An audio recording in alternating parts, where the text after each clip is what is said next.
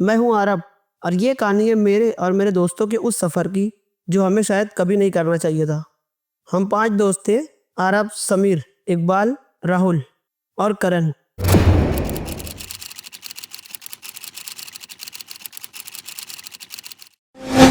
मुंबई में हम सब एक ही कॉलेज में साथ पढ़ा करते थे।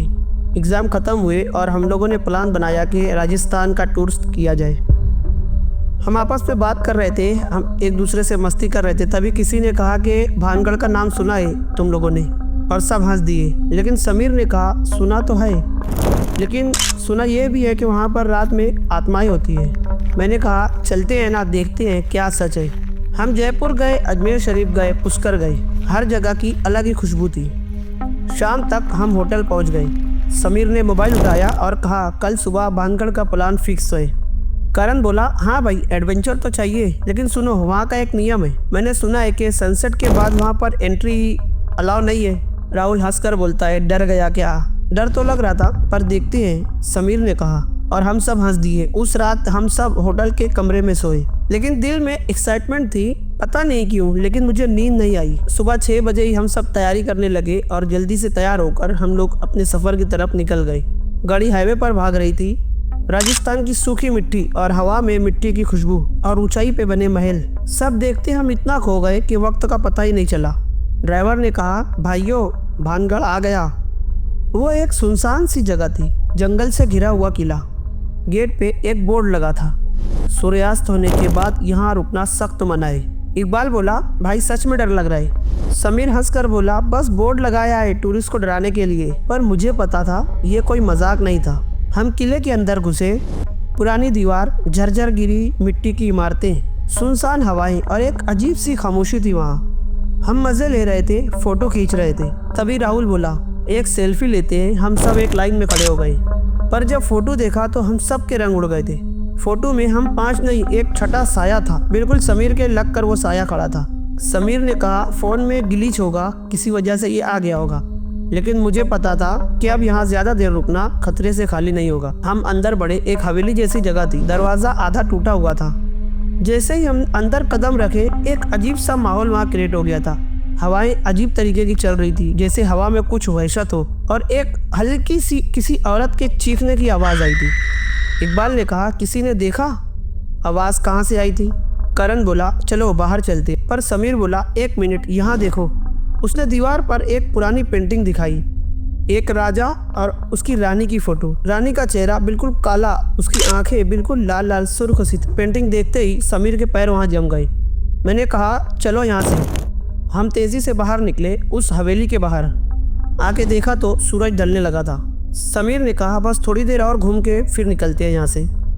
राहुल गुस्से में आकर उससे कहता है तुझे मजाक सूझ रहा है? वो फोटो देखी थी ना तूने? पर समीर बिना कुछ बोले आगे एक तरफ बढ़ना शुरू कर दिया। उस वक्त मुझे ऐसा लगा जैसे वो अपने होश में नहीं था। उसकी आंखें सुर्ख थी, जैसे उसे कोई और खींच रहा हो। हम एक और अंधेरी गली में घुसे। वहाँ एक छोटी सी मूर्ति थी जिसका चेहरा घिसा हुआ था। उसके सामने एक दिया जल रहा था, लेकिन हवा जोर से चलने के बावजूद वो दिया बुझ नहीं रहा था। इकबाल बोला ये दिया कैसे जल रहा है? कोई यहाँ है क्या? तभी एक औरत की हल्की सी हंसी की आवाज सुनाई दी। कौन है वहाँ? मैंने जोर से चिल्लाया, पर जवाब नहीं आया। लेकिन वो हंसी और तेज हो गई। राहुल ने समीर को जोर से झंझोड़ा और कहा भाई सुधर जा, निकल यहाँ से। समीर ने उसकी तरफ देखा, उसकी आंखें बिल्कुल लाल सी थी। उसने हल्की सी मुस्कुराहट दी और बोला वो मुझे बुला रही है, मुझे मत छेड़ो। इतना कह के वो उस गली में जोर से भागता चला गया जहाँ से वो आवाज आ रही थी। हम सब उसके पीछे भागे, पर हम उस जगह पहुंचे तो वो वहाँ नहीं था। हमने पूरे किले में समीर को ढूंढना शुरू किया, आवाजें लगाई, पर वो हमें नहीं मिला। तभी करण ने कहा भाई रात हो गई है, यहाँ रुकना मना है, पुलिस हमें पकड़ ली। राहुल चिल्ला कर बोलता है तुझे पुलिस की पड़ी है? हमारा दोस्त गायब हो गया है। हम सब की आंखों में आंसू आ गए थे। मुझे लग रहा था जैसे समीर हमसे छिन गया हो। लेकिन रात हो गई थी। हम बाहर की तरफ आगे बढ़े, गेट तक पहुंचे और हमने पीछे मुड़कर देखा। उस अंधेरे में हमें एक औरत दिखाई दी, सफ़ेद साड़ी पहने हुए, आंखें लाल और उसके बाल खुले हुए थे। वो धीरे धीरे हमारी तरफ बढ़ रही थी। इकबाल जोर से चिल्लाया भागो यहाँ से। हम गाड़ी तक भागे। ड्राइवर ने डर से कांपते हुए गाड़ी चालू कर दी, लेकिन वो औरत अब भी हमें देख रही थी। उसकी आंखें अंधेरे में भी चमक रही थी। गाड़ी किले से दूर निकल चुकी थी। हम सब चुप थे। गाड़ी में कोई कुछ नहीं बोल रहा था, सिर्फ समीर का चेहरा आंखों के सामने था। राहुल बोला, वो वापस आएगा ना? मैंने कहा, पता नहीं, बस दुआ करते हैं। लेकिन दिल में एक डर था, जो देखा वो कोई सपना तो नहीं था। हम जयपुर के होटल में वापस आए। रूम में सब चुपचाप बैठे थे। इकबाल ने रोना शुरू कर दिया। सब मेरी गलती है, मैंने ही कहा था भानगढ़ जाने के लिए। मैंने उसके कंधे पर हाथ रखा। इसमें तेरा कोई कसूर नहीं, वो जगह ही ऐसी थी। उसके फ़ोन में जो फोटो थी उसमें समीर था, लेकिन उसके साथ वो सफ़ेद साड़ी वाली औरत भी थी। उसका हाथ समीर के कंधे पर था और समीर वो तो मुस्कुरा रहा था। राहुल ने कहा, कल सुबह हम वापस उस किले में चलेंगे, समीर को इस तरह छोड़ नहीं सकते। रात भर हम सब सोए नहीं, बस सोचते रहे क्या हम वहाँ से वापस समीर को जिंदा ला पाएंगे। सुबह होते ही हम सब वापस भानगढ़ निकल गए। गेट पर पहुँचे तो वॉचमैन ने हमें देखा और कहा, कल रात में तुम कब निकले थे यहाँ से? मैंने कहा कि शाम में ही निकल गए थे। वॉचमैन ने गुस्से में आकर कहा कि सनसेट के बाद यहाँ रुकना मना है, तुम्हें पता नहीं है? हमने बिना कुछ बोले आगे की तरफ कदम बढ़ा दिया। समीर को हमें ढूंढना था। हम उसी जगह गए जहाँ कल समीर गायब हुआ था। वहाँ पहुँचे तो एक जोर की चीख सुनाई दी। इकबाल चिल्ला कर बोला, ये समीर की आवाज़ है। हम भाग के उस हवेली में गए। अंदर समीर था, उसके हाथ पैर बंधे हुए थे और वो रो रहा था। मैंने उसे छुड़ा कर कहा, तू ठीक तो है? समीर ने घबरा कर रोते हुए कहा, वो मुझे नहीं छोड़ेगी। हमने देखा उस हवेली के कोने में एक औरत खड़ी थी। उसकी आंखों से जैसे खून निकल रहा हो और वो हमें ही देख रही थी। वो औरत जोर से चिल्लाई, उसकी आवाज़ से पूरा किला जैसे कांप गया हो। ये मेरा है। समीर जमीन पे गिर गया। करण ने उसे उठाया और हम सब बाहर की तरफ भागने लगे, लेकिन हवेली का दरवाज़ा बंद हो गया था। राहुल ने दरवाज़ा तोड़ने की कोशिश की, वहीं इकबाल ने अपने खुदा को याद करना शुरू किया। वो औरत धीरे धीरे हमारी तरफ बढ़ रही थी। मैंने कहा, सब मिल के एक साथ दरवाजे को जोर से धक्का दो। हमने जोर लगाया और दरवाज़ा टूट गया और हम सब बाहर की तरफ भागे। बाहर निकलते ही हम सीधा गेट की तरफ भागे। वो औरत हवेली के बाहर नहीं आ रही थी, जैसे उसकी ताकत उस हवेली तक सीमित हो। हम गेट से बाहर निकले, तभी एक जोर की हवा चली। पीछे मुड़कर देखा तो वो औरत अब भी हमें घूर रही थी। हम सब मुंबई वापस आ गए, लेकिन समीर जैसे बदल गया था।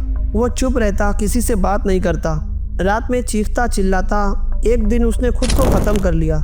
उसके सुसाइड नोट में मिला था, वो मुझे बुला रही है और मुझे उसके पास जाना है। ये कहानी मैं इसलिए सुना रहा हूँ क्योंकि मुझे पता है तुम में से भी कुछ ऐसे लोग होंगे जो एडवेंचर के शौकीन होंगे और ऐसी जगह जाना पसंद करते होंगे जिन्हें इंसान नहीं देख सकते। भानगढ़ जैसा किला सिर्फ इतिहास नहीं बल्कि आत्माओं का भी घर है। वहाँ रात में मत जाना, वरना वापस नहीं आ पाओगे। इस बात को कई महीने बीत गए। हम सब की ज़िंदगी नॉर्मल होने लगी, लेकिन रात को कभी कभी समीर मेरे सपने में आता है। एक दिन राहुल ने मुझे कॉल किया। उसकी आवाज़ कांप रही थी। उसने कहा, भाई वो मेरे सपने में आती है, कहती है तुम सब मेरे हो और एक दिन तुम सब मेरे पास आओगे। उस दिन के बाद राहुल भी बदल गया। उसकी आंखें लाल रहती थी, जैसे उसने कितने लंबे अरसे से नींद ना ली हो। इकबाल ने कॉलेज छोड़ दिया और उसने कहा कि अब मैं मुंबई में भी नहीं रहूँगा। मैं जहाँ जाता हूँ वो मुझे वहाँ नज़र आती है। उसने मुंबई छोड़ दिया और वो कश्मीर जाकर शिफ्ट हो गया, लेकिन क्या वो उससे बच पाया?